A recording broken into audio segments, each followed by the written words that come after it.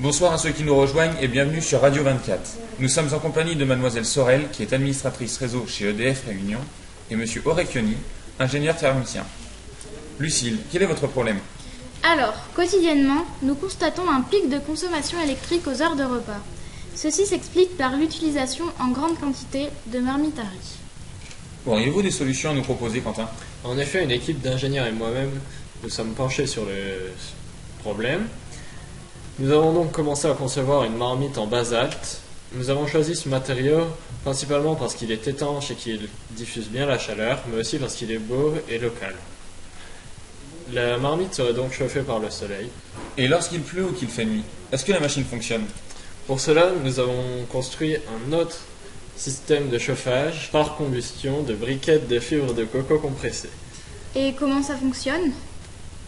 On placerait un support métallique, on allumerait la briquette, on la laisserait se consumer pendant 20 secondes dans le support, on pourrait ensuite placer la marmite et faire cuire le riz. Très bien, mais est-ce que vous pouvez revenir sur le principe de fonctionnement de la marmite solaire?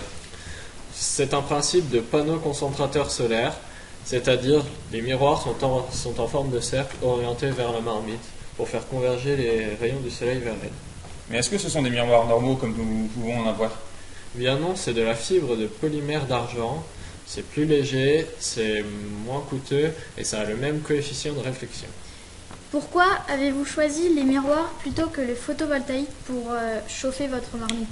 Eh bien, le photovoltaïque a un rendement beaucoup plus faible, ce qui veut dire qu'il nous faudra plusieurs mètres carrés de panneaux photovoltaïques pour faire chauffer le même volume d'eau. Comment se déroule l'installation du produit? Eh bien, on placerait la marmite sur un support, on placerait ensuite le cercle de miroir autour et cela ferait chauffer la marmite. Comment vous y êtes-vous pris pour mener l'étude à bout? Il y avait certaines contraintes à respecter. Donc, dans l'ordre d'importance, un apport énergétique suffisant pour chauffer le riz. Il fallait être autonome énergétiquement. Il fallait deux modes de chauffe en cas d'impossibilité d'un des deux. Et on a aussi pensé à un souci de mobilité. Merci à tous les deux pour cette présentation, ainsi qu'à nos auditeurs pour avoir suivi notre chronique innovation sur Radio 24 et bonne journée. Au revoir.